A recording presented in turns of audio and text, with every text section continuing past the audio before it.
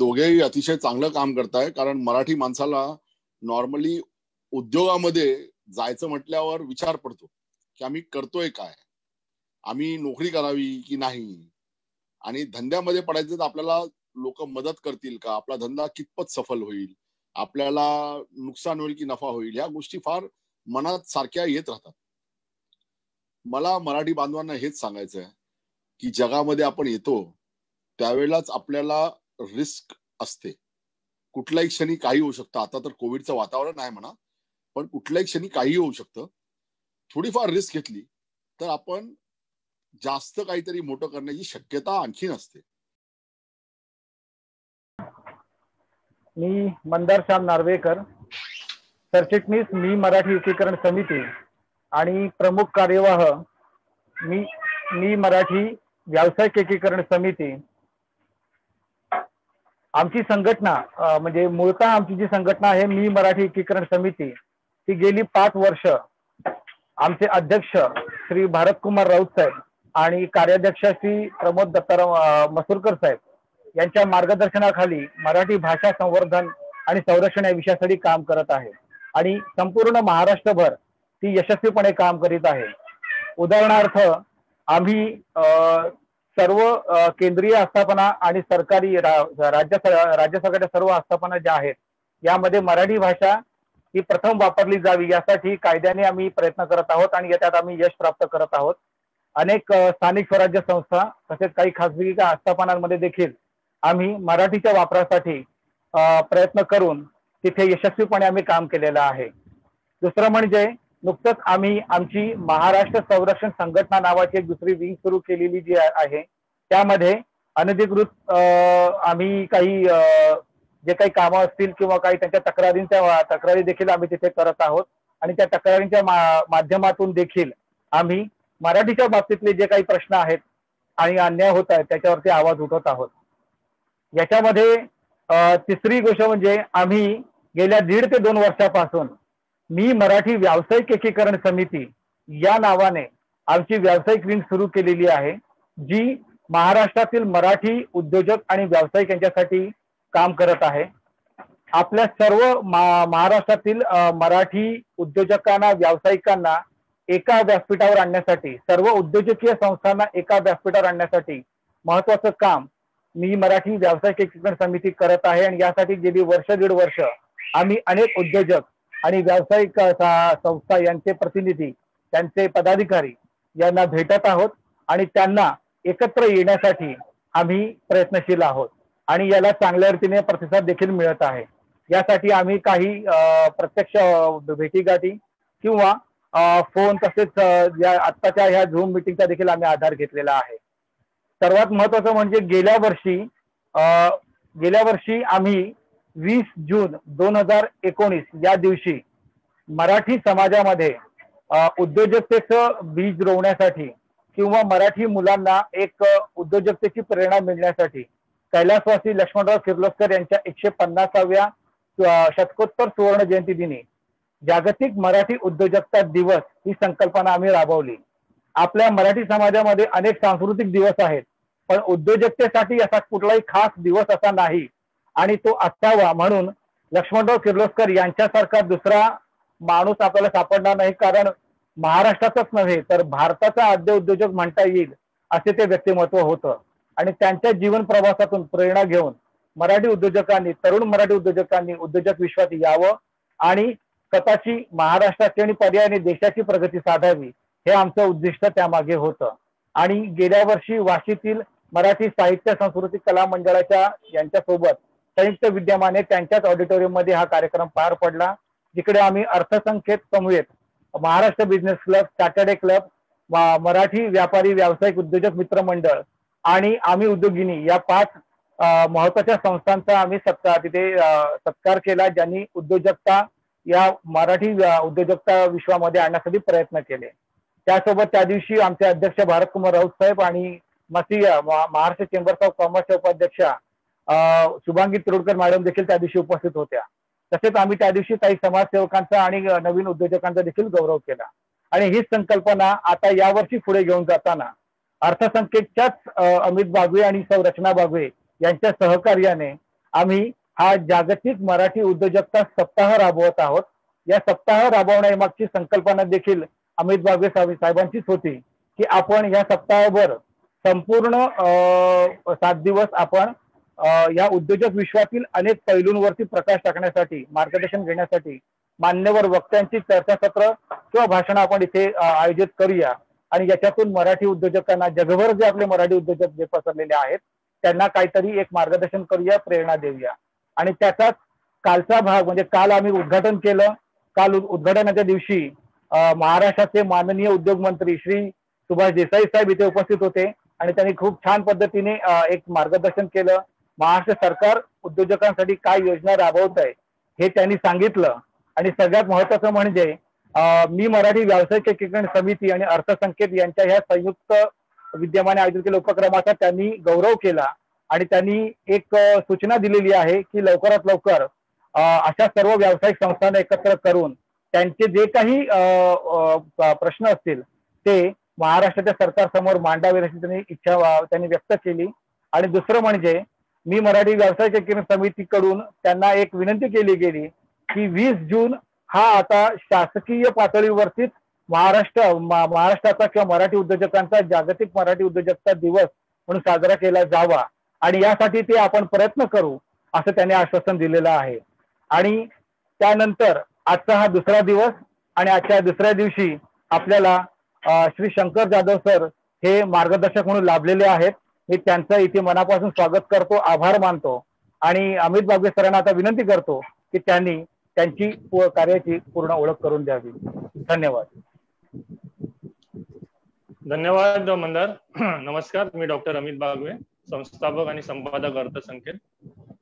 काल जसं मंदारने म्हटलं की उद्योग मंत्री उपस्थित होते आणि त्यांनी खूप चांगलं मार्गदर्शन केलं आणि मला सांगायला आनंद होतोय की BSC आणि NSE चा उल्लेख सुद्धा केला की बॉम्बे स्टॉक एक्सचेंज मध्ये आज लघु उद्योजकांसाठी एक संधी उपलब्ध झालेली स्वतःचं बिझनेस लिस्ट करून भांडवल उभारण्याची. आणि ते जे भांडवल आपण उभारणार आहोत ते सुद्धा इक्विटी कॅपिटल असणार, त्यासाठी कोणालाही पैसे द्यावे लागणार नाहीत, व्याज द्यावं लागणार नाहीये. आणि आपलं नशीब इतकं चांगलं की आज बॉम्बे स्टॉक एक्सचेंजचे स्ट्रॅटेजी हेड आणि BSC इन्व्हेस्टमेंटचे managing director Shri Shankar Jadhav sir आज आपल्याकडे उपस्थित आहेत. ते IIT IIM आहेत आणि त्यांनी अनेक मोठमोठ्या कंपन्यांमध्ये ऑलरेडी काम केलंय, रिलायन्स सारख्या मोठ्या संस्थेमध्ये काम केलंय आणि जगातलं एक खूप महत्वाचं फायनान्शियल हब असलेलं बॉम्बे स्टॉक एक्सचेंजचे स्ट्रॅटेजी हेड आहेत की जिथे ते विविध कंपन्यांना लिस्ट करण्यापासून इतर सगळ्या गोष्टींमध्ये मार्गदर्शन करतात. आणि आनंद ह्या गोष्टीचा सुद्धा आम्हाला आहे की अर्थसंकेतने आतापर्यंत 3 वेळा BSC मध्ये कार्यक्रम केलेला आहे आणि दरवेळी शंकर जाधव सरांनी त्याच्यात आम्हाला सहकार्य केलं, त्यामुळे आम्ही तो कार्यक्रम करू शकलो तिथे. आणि आज आपल्यासोबत तिथे उपस्थित आहेत मार्गदर्शन करायला. तर मी शंकर जाधव सरांना विनंती करतो की त्यांनी आपलं मार्गदर्शन इथे करावं. जे काही प्रश्न असतील तर आम्ही त्यांना नक्कीच सेशन संपल्यावर विचारू. Shankar Jadhav sir. Thank you Mandar, thank you Amit. तुम्ही दोघेही अतिशय चांगलं काम करताय, कारण मराठी माणसाला नॉर्मली उद्योगामध्ये जायचं म्हटल्यावर विचार पडतो की आम्ही करतोय काय, आम्ही नोकरी करावी की नाही, आणि धंद्यामध्ये पडायचं तर आपल्याला लोक मदत करतील का, आपला धंदा कितपत सफल होईल, आपल्याला नुकसान होईल की नफा होईल, ह्या गोष्टी फार मनात सारख्या येत राहतात. मला मराठी बांधवांना हेच सांगायचं आहे की जगामध्ये आपण येतो त्यावेळेलाच आपल्याला रिस्क असते. कुठल्याही क्षणी काही होऊ शकतं. आता तर कोविडचं वातावरण आहे म्हणा, पण कुठल्याही क्षणी काही होऊ शकतं. थोडीफार रिस्क घेतली तर आपण जास्त काहीतरी मोठं करण्याची शक्यता आणखीन असते. नोकरी केली तर त्यात काही वाईट नाही, मी पण नोकरी करतो सध्या, पण नोकरी केली तर तुम्हाला दर महिन्याला जो पगार मिळतो तोच मिळत राहणार. काय दरवर्षी काय थोडाफार वाढेल, तुम्ही काय नोकरी बदलली तर वाढेल किंवा चांगलं काम केलं तर वाढेल, पण तो लिनियर बोलतो आम्ही त्याला, लिनियर ग्रोथ म्हणतो. पण धंदा केला तर तुमचा धंदा कित्येक पटीने वाढू शकतो. एकेकाळचे म्हणजे कुठेतरी नोकरी करणारी लोक त्यांनी नंतर धंदा केल्यावर एवढे मोठे उद्योग व्यवसाय उभे केलेत, ती उदाहरणं बघून तुम्हाला नक्कीच प्रेरणा मिळेल. पण त्यात पण ध्यानात ठेवा की ज्या वेळेला 100 लोक नोकरी करतात त्या 100 लोकांना जीवनभर पुरेल एवढा पैसा मिळतो, खाणं पिणं करता येतं, नॉर्मल वागता येतं, राहता येतं. धंदा करणाऱ्या मधल्या 100 पैकी जवळजवळ 90 ते 95% लोक नॉर्मली बंद करतात नंतर धंदा. त्यातले 5-6 फार सफल होतात. त्या 90-95 मधले बंद पण लगेच करत नाहीत, काही 50% वगैरे लगेच बंद करतात. बाकीचे थोडे वर्ष करून करून करून नंतर काहीतरी बंद करतात. आणि हे प्रमाण आजकाल आणखी वाढलेलं. म्हणजे जर लाखातून 2-4 उद्योग फार मोठे होतात, लाखातून काही हजार उद्योग चालत राहतात आणि बहुतेक बाकीचे थोड्याफार वर्षांनी म्हणा, काही महिन्यांनी म्हणा, ते हळूहळू बंद पडत जातात. पण ध्यानात ठेवा, जेव्हा ते चालू असतात त्यावेळेला प्रत्येक उद्योग हा कुणाला ना कुणाला नोकरी देत असतो, अर्थकारणाला आपल्या भारताच्या देशाच्या मदत करत असतो आणि काहीतरी नवीन उत्पन्न तयार करत असतो, लोकांना काहीतरी आशा आकांक्षा देत असतो. आज तुम्ही ओला आणि उबरचं नाव ऐकलंय. उबर अख्ख्या जगात फेमस होती, अमेझॉन अख्ख्या जगात फेमस आहे, तरी आपल्या भारतामध्ये मंत्रा म्हणा, फ्लिपकार्ट म्हणा, ओला म्हणा, हे आलेच ना.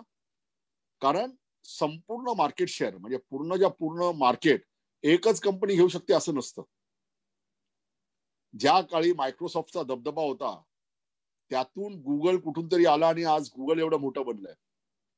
कुणाला तरी वाटलं की गुगल एवढं मोठं बनलंय तर गुगलकडे पूर्ण सगळं जाईल, पण तसं न करता अमेझॉन ही ज्या क्षेत्रात काम करत होती ते क्षेत्र सोडून आज IT धंद्यात येऊन, ई कॉमर्स धंद्यात येऊन त्यांनी काय काय केलेलं आहे.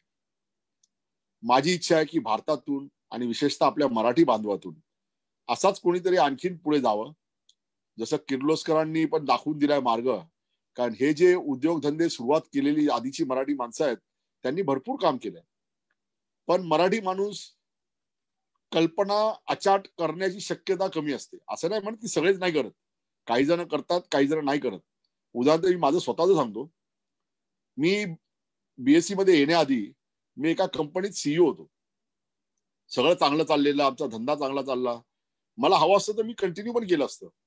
पण माझ्याही मनात काहीतरी होतं की आपण एवढं शिकून किंवा एवढा अनुभव मिळवून जर आपण एकाच विशिष्ट छोट्या कंपनीत राहिलो आणि मोठं झालो तर त्याला काय, म्हणजे डबक्यामध्ये बेडूक पण स्वतःला राजा समजतो. पण जेव्हा आपण समुद्रात जातो त्यावेळेला आपल्याला कळतं की काय चाललंय. आज BSc मुळे मला अर्थशास्त्राची, अर्थकारणाची, आपला देश कसा चालतो, कंपन्या कशा चालतात याची माहिती आणि ते कसं वापरायचं आणि काय करायचं हे फार जास्त ज्ञान मिळतं मला तिथे. त्यामुळे मी तो बदल केला.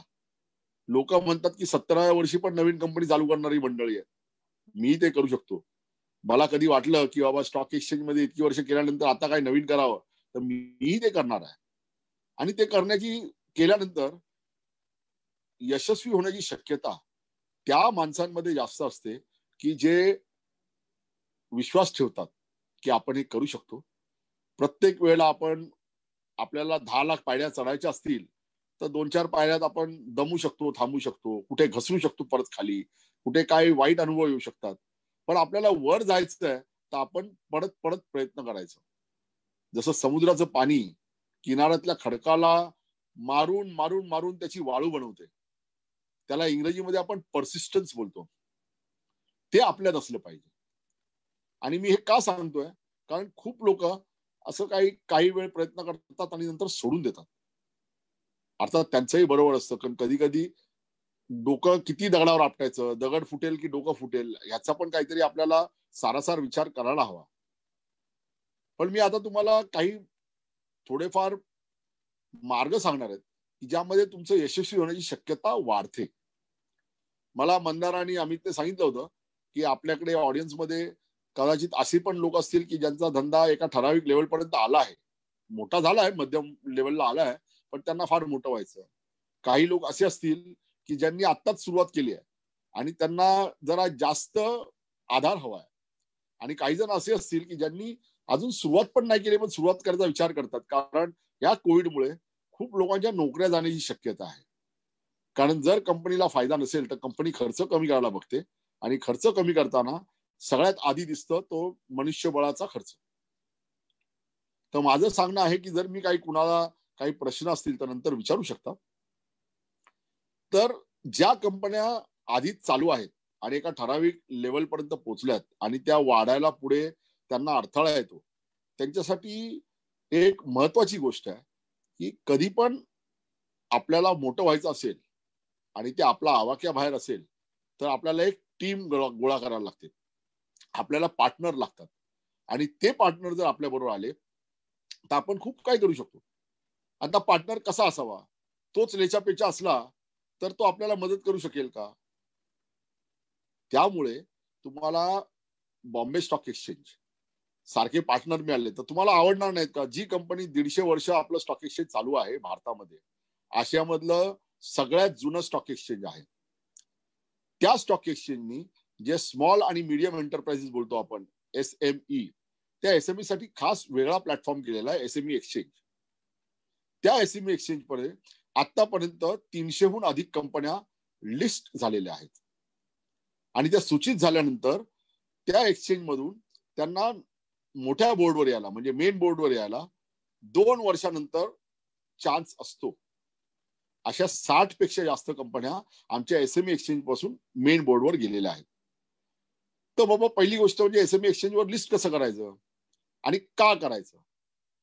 तर लिस्ट का करायचं हे पहिलं आपण बघू. कसं करायचं एकदम सोपं आहे. कुठलीही गोष्ट कशी करायची असेल ना, तर आजकाल तर इंटरनेटवर गेलात आणि तुम्ही आमच्या वेबसाईटवर गेलात की बाबा BSE SME, तर तिथे सगळं दाखवलं जातं की तुम्ही पहिला हा अर्ज बनवा, तुम्ही या माणसाला बरोबर घ्या, हे लायसन्स मिळवा, असं सगळं असतं. तर कसं करायचं ते नंतर बघू आपण, पण का करायचं? आता खूप जण जेव्हा कंपनीचा धंदा वाढवायला बघतात त्यावेळेला त्यांच्या मनात पहिला प्रश्न येतो की धंदा कधी वाढेल? तर त्यात इन्व्हेस्टमेंट जास्त केल्यावर. मग इन्व्हेस्टमेंट कशी करायची? आपण पैसे कुठून आणायचे? काय करायचं? हे कसं कळेल? तर त्यासाठी एक साधा सोपा उपाय असतो. कुठल्याही कंपनीचं एक रेशिओ असतो डेट इक्विटी. डेट म्हणजे आपल्याला कर्ज वगैरे कोणी देत असेल तर लोन, नॉर्मली ते बँकाकडून किंवा आपल्या नातेवाईकांकडून किंवा मित्रांकडून वगैरे घेतलं जातं. आणि इक्विटी म्हणजे आपला शेअरचं जे, म्हणजे आपण आपला जो भाग घालतो त्याला इक्विटी म्हटलं जातं. तर ह्या ज्या गोष्टी आहेत त्या दोन्ही समजलेल्या नाहीत आणि खूपशा SMEच्या लोकांना समजतं, पण त्यांना कधी कधी बोलतात ना, कळतं पण वळत नाही. तर त्यामुळे त्यांना लक्ष ठेवायला लागतं की काय करायला पाहिजे. तर खूप जण बँकाकडून किंवा आपल्या फॅमिली मेंबरकडून किंवा नातेवाईकांकडून किंवा मित्रांकडून लोन घेतात. ते लोन ठराविक काळानंतर त्यांना कमी पडत जातं. त्यांना अजून भांडवल हवं असतं, कारण रोजचं काम करायला वर्किंग कॅपिटल लागतं. ते वर्किंग कॅपिटल त्यांना लोन मधून जेवढं मिळेल तेवढंच मिळतं, त्याच्याहून जास्त प्रयत्न करूनही मिळत नाही. मग त्यांच्या लक्षात येतं की आपण आपलं जे भाग भांडवल आहे, इक्विटी शेअर, ते कुणाला तरी दिले तर आपल्याला त्यावर काहीतरी थोडे पैसे मिळू शकतात. पण खूप जण ते करायला घाबरतात, कारण त्यांना वाटतं की माझी कंपनी आहे, माझं भाग भांडवल आहे, तर जर मी दिलं मग माझा कंट्रोल राहील की नाही. तर तुम्ही 2 प्रकारे देऊ शकता. एक प्रायव्हेट इक्विटी बोलतात, म्हणजे कुठल्या तरी प्रायव्हेट पर्सनला सांगायला, आणि दुसरं असतं पब्लिक इक्विटी. आपण जेव्हा लिस्टिंग करतो तेव्हा ती पब्लिक इक्विटी मध्ये गणली जाते. तर प्रायव्हेट इक्विटी करताना प्रायव्हेट इक्विटीची माणसं तुम्हाला खूप काही भावना, स्वप्न वगैरे दाखवू शकतात. तर ते दाखवल्यानंतर ते तुम्हाला, एकदा तुमची इक्विटी घेतली, भाग भांडवल घेतलं, तर नंतर तुम्हाला कंट्रोल करायला पाहतात किंवा ते म्हणतील की आमच्या अशा अशी शर्ती आहेत, कंडिशन आहेत, त्या तुम्ही मान्य करा वगैरे वगैरे. तर तो एक प्रकार होतो. आणि त्यांनी जर पैसे टाकले असतील त्यामध्ये, तर पैसे ह्यासाठी टाकलेले असतात की त्यांना त्याचा परतावा मिळाला पाहिजे, त्यांना रिटर्न मिळाला पाहिजे. आणि त्यांचे रिटर्नची अपेक्षा जे बाजारात नॉर्मल, म्हणजे गव्हर्नमेंटकडनं मिळतं किंवा दुसरीकडे एवढे पैसे गुंतवले आणि त्यांना रिटर्न मिळतो, त्यापेक्षा त्यांना जास्त हवा असतो. त्या मानाने जर तुम्ही पब्लिक इक्विटीमध्ये गेलात तर त्या कंडिशन तुम्हाला पूर्णपणे ट्रान्सपेरंटली, सगळ्या पारदर्शकपणे दाखवल्या जातात. वेबसाईटवर असतात, BSEच्या पण असतात आणि सेबीच्या पण असतात. म्हणजे त्यात काही लपवाछपवी नाही, काही नाही. तुमच्यावर कोणीही एक्सचेंज मधला कंट्रोल करू शकत नाही, कारण जेव्हा तुम्ही एक्सचेंज मध्ये लिस्ट करता तेव्हा तुम्हाला एक भांडवलधारक कोणीतरी मध्ये येत नाही, एक शेअर होल्डर येत नाही की ज्याच्याकडे सगळे शेअर्स गेले.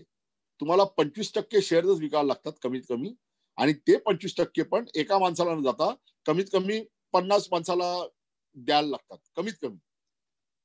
तर तुम्हाला शेकडो पण भाग भांडवलदार मिळू शकतात.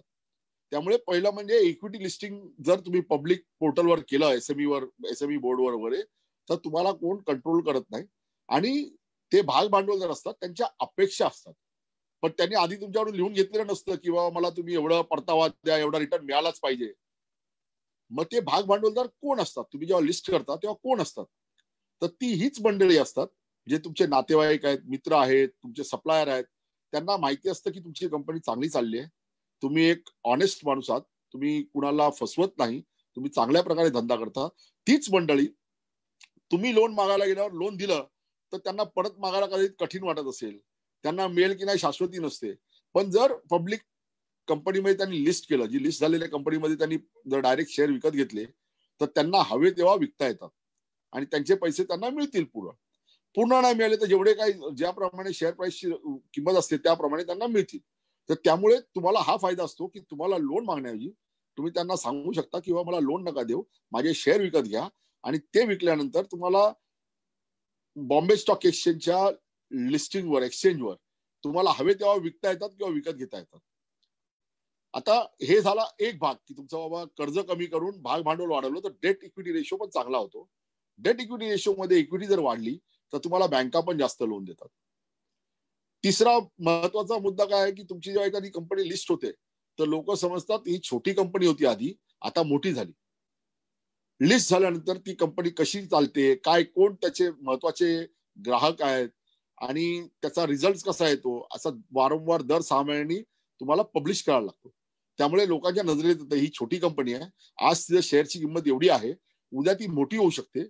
मग तुमच्याकडे त्यांचं लक्ष राहतं, म्हणजे तुम्हाला पैसे जास्त खर्च न करता मार्केटिंग होतं तुमचं, तुमच्यावर लोकांचं लक्ष राहतं, तुम्हाला पण एक डिसिप्लिन येते. आता तुम्ही प्रायव्हेट मध्ये असाल तर तुम्हाला वाटतं चला आजचं काम हे उद्या करू, पण जेव्हा तुम्ही पब्लिक लिस्ट करता त्यावेळेला तुम्हाला तारखेप्रमाणे ते कामं करायला लागतात, नाहीतर त्याच्यावर दंड असतो. समजा उदाहरणार्थ तुम्ही दर 6 महिन्यांनी तुमचे डिस्क्लोजर केले नाहीत तर प्रत्येक दिवस जो उशीर होतो त्या प्रत्येक दिवसाला तुम्हाला दंड लावला जातो.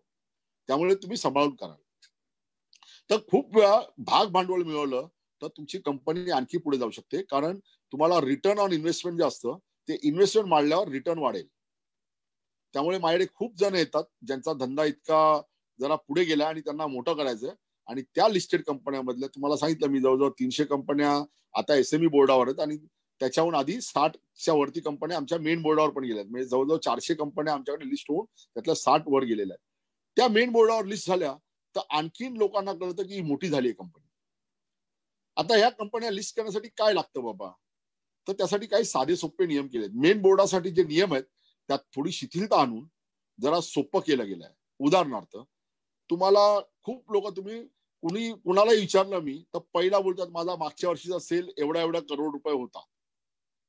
सेल्स हा तुमच्यासाठी तुम्हाला जास्त महत्वाचा वाटणारा मुद्दा आहे, पण जेव्हा कंपनी लिस्ट करतो तेव्हा कंपनीचं नेटवर्थ म्हणजे किती कॅपिटल तुम्ही लावलंय टोटल ते फार महत्वाचं असतं. त्यामुळे जेव्हा एसएमई वर लिस्ट कराल तेव्हा तुमचं नेटवर्थ 3 करोडच्या वर पाहिजे. ते पण म्हणजे नॉर्मली आम्ही 10 करोड पर्यंत असेल तर एसएमई मध्येच लिस्ट करता यायला पाहिजे असं मानलं जातं. 10 ते 25 असेल तर तुम्ही एसएमई मध्ये लिस्ट करू शकता किंवा मेन बोर्डावर पण लिस्ट करू शकता, आणि 25 करोड पेक्षा जास्त नेटवर्थ असेल तर ते तुम्हाला मेन बोर्डावरच लिस्ट करायला लागतं. आणि हे पोस्ट लिस्टिंगचं मार्केट कॅपिटलायझेशन, पोस्ट लिस्टिंगचं पेडअप कॅपिटल असतं, म्हणजे लिस्टिंगच्या आधी तुम्ही कमी असू शकता. तर हे साधारण ढोबळ नियम आहेत. दुसरं, काही लोकांना असं वाटतं की आपल्याला दरवेळेला प्रॉफिट पाहिजे. नाही, ती कंपनी 3 वर्ष अस्तित्वात असली तर मागल्या 3 वर्षामध्ये 2 वर्षात तरी प्रॉफिट पाहिजे आणि नेटवर्थ व्यवस्थित पाहिजे. मग काही कंपन्या असतात त्या नवीन पण झालेल्या असतात. मग नवीन कंपन्यांना एक स्टार्टअप एक्सचेंज म्हणून आमच्याकडे आहे, त्याचे नियम तर अजून शिथिल आहेत आणि ते आता इतक्यात काही काळापूर्वी चालू केलं आणि त्यात मेनली आपल्या आयटी क्षेत्रातल्या ज्या इंटरनेटचा किंवा ऍपचा वापर करून होतात कंपन्या, त्या कंपन्या त्यात लिस्ट होल्या जातात. तर एसएमई मध्ये लिस्ट केल्यानंतर जे फायदे होतात आणि एसएमई लिस्ट करायची जी प्रोसिजर आहे त्यामध्ये तुम्हाला आणखीन एक पार्टनर लागतो, तो म्हणजे मर्चंट बँकर. आता हा मर्चंट बँकर का असतो बाबा, तर तुम्ही जेव्हा लिस्ट करायला बीएससी कडे येता तर बीएससी मध्ये आधीच 4000च्या वरती लिस्टिंग झालेले असतात. मग बीएससी प्रत्येकाचं माहिती काढून त्याची माहिती नीट लक्ष ठेवून सगळं काय करणं हे त्यांना करणं कठीण जाईल. म्हणून आपल्या भारतामध्ये आणि बहुतेक देशांमध्ये असे एक इंटरमिजिएट असतात ज्यांना बोलतात मर्चंट बँकर, त्यांना सेबीने परमिशन दिलेली असते. ते मर्चंट बँकर तुमच्या वतीने काम करतात आणि एक्सचेंज मध्ये तुमच्या तर्फे ते सगळे कागदपत्र वगैरे गोळा करून ते मर्चंट बँकर राहतात. या मर्चंट बँकरचं दुसरं एक काम असतं एसएमई क्षेत्रामध्ये, ते म्हणजे तुमचं भाग भांडवल आता आपण बोलतो ना, एखादी कंपनीचे शेअर विकत घ्या आणि काही वर्ष तुमच्याकडेच ठेवा, म्हणजे ती मोठी झाली की तुम्हाला फायदा होईल. रोज विकू नका, रोज विकत घेऊ नका. तसं एसएमई कंपनीमध्ये पण कोणीतरी काही शेअर घेतले आणि ते ठेवले आणि ते विकले नाहीत लवकर, तर एखाद्याला घ्यायचं असेल तर त्याला शेअर कुठून मिळणार? म्हणजे मार्केटमध्ये शेअर अवेलेबल असायला पाहिजे. मग हे जे काम करतो त्याला बोलतात मार्केट मेकर. मग हा मर्चंट बँकर जो असतो तो मार्केट मेकर बनतो. म्हणजे सेबीने असा नियम केलेला आहे की जेव्हा एसएमई मध्ये कंपनी लिस्ट होते, समजा त्यात तुम्ही कोणीतरी शेअर घेतले एसएमईचे, आता तुम्हाला महिन्याभरानंतर पैशाची गरज लागली म्हणून तुम्हाला विकायचं, भले भाव वाढला किंवा कमी झाला पण तुम्हाला विकायचे, तर विकत घेणारा कोणतरी पाहिजे. तर हा जो मर्चंट बँकर असतो तो मार्केट मेकर असतो. तो जेवढा वेळ एक्सचेंज चालू असतं, जेवढे दिवस चालू असतो, त्यातल्या 75% वेळ तो मार्केटमध्ये उभा असायला पाहिजे आणि त्याने विक्री आणि विकत घेणे हे दोन्ही गोष्टी करायला पाहिजे. जर नाही केलं तर त्याला पण प्रत्येक दिवसासाठी दंड असतो, त्यामुळे तो करतो. तर मर्चंट बँकरला हे पण काम असतं.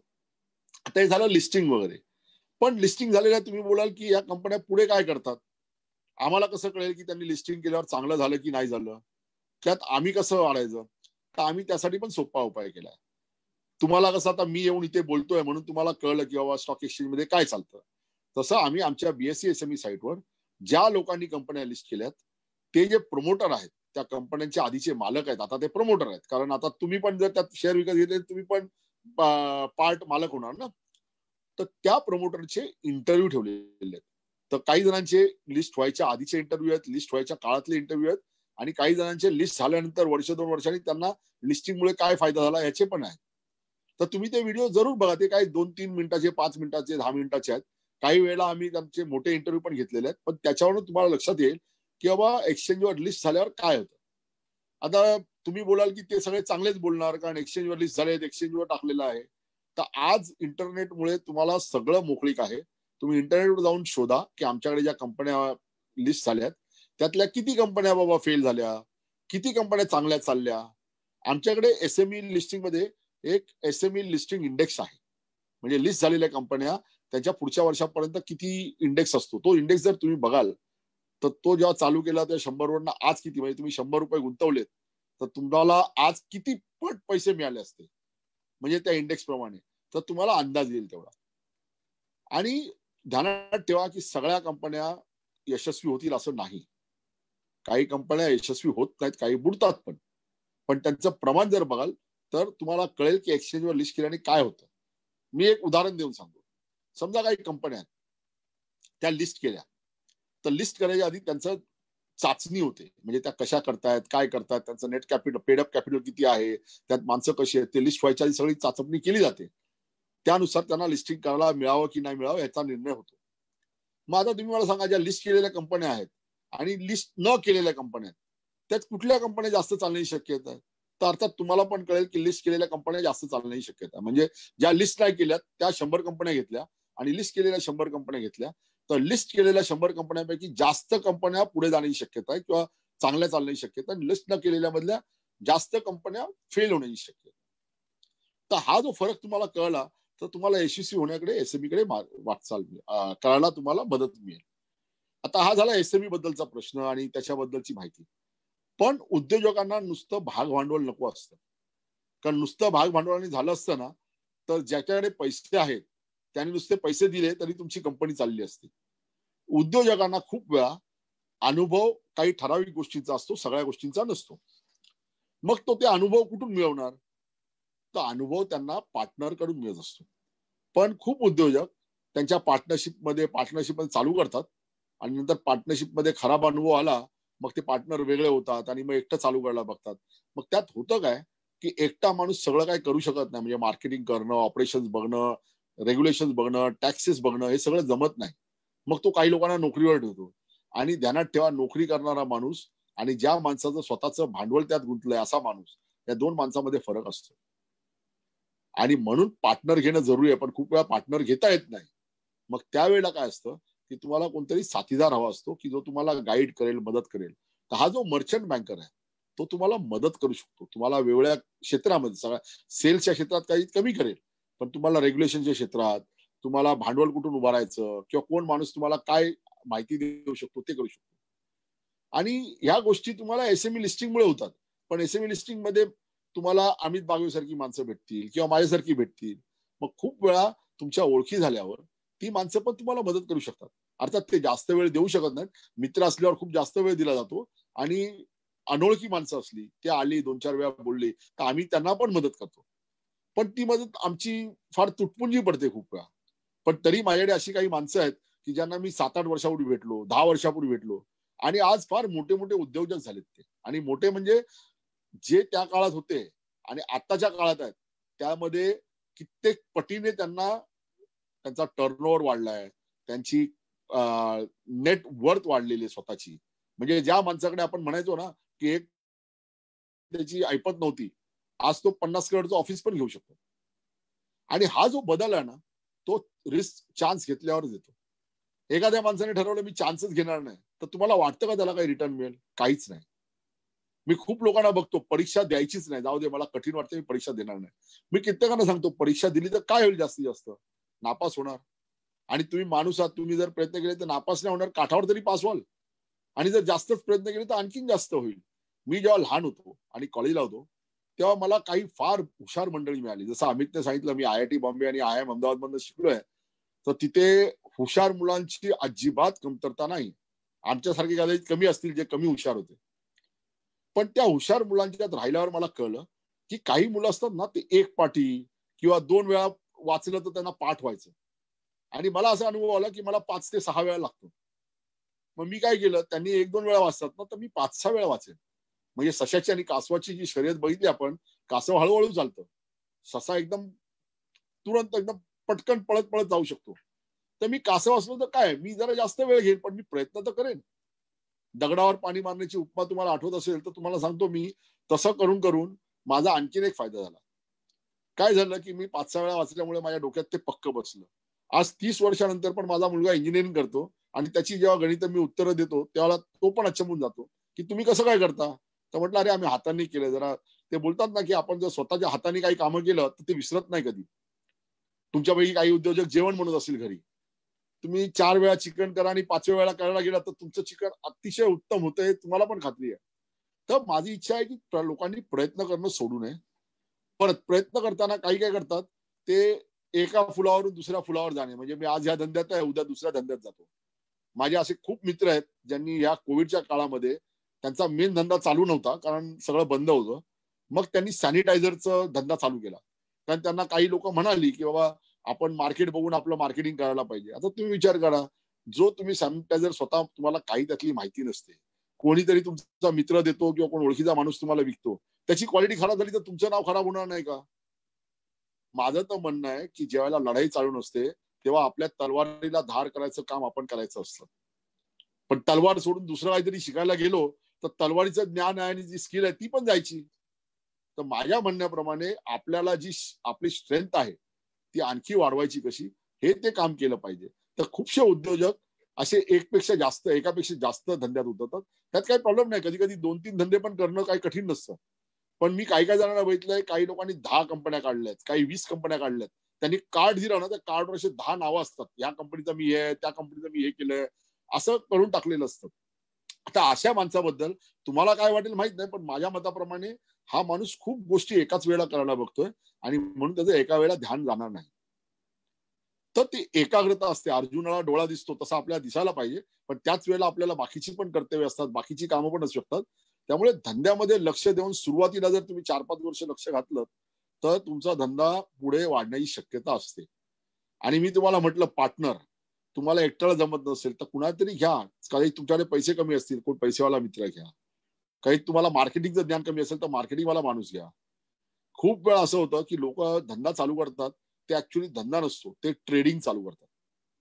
आणि आजच्या काळात ट्रेडिंग जरी सुरू केलं किंवा ट्रेडिंगला तुम्ही महत्व दिलं तरी ट्रेडिंगमुळे फार लांब जाऊ शकत नाही unless you are in e-commerce.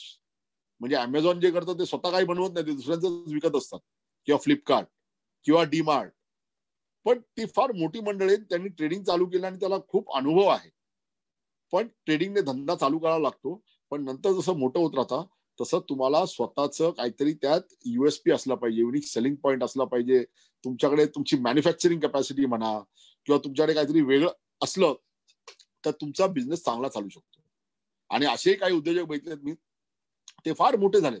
म्हणजे साध्या साध्या गोष्टीमध्ये इतके मोठे झालेत, छोट्या छोट्या पार्ट मध्ये, की आज त्यांच्याशिवाय कुणाचं काही हलत नाही. उदाहरण तुम्हाला सांगतो, आज कुठल्याही गाडीमध्ये छोटे छोटे काही पार्ट्स लागतात. तर तुम्हाला जर तुम्ही मारुतीच्या प्लांट मध्ये गेला, मारुतीचं नाव का घेतोय, कारण 50% मार्केट शेअर भारतामध्ये आज मारुतीचा आहे.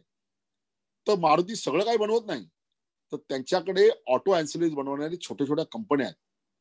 आज त्या कंपन्या तो छोटा पार्ट बनवतात, तो इतका मन लावून इतका एफिशियंटली बनवतात की त्यांच्याशिवाय दुसऱ्या कोणाकडे दिलं तर ते कठीण पडेल. आणि तरी मारुती एकाला न देता दोघा तिघांना देतं, कारण एखादी कंपनी बंद पडली किंवा एखाद्या कंपनी बरोबर काहीतरी प्रॉब्लेम झाला तर दुसरीकडनं त्यांना रिस्क कमी करायला लागतं.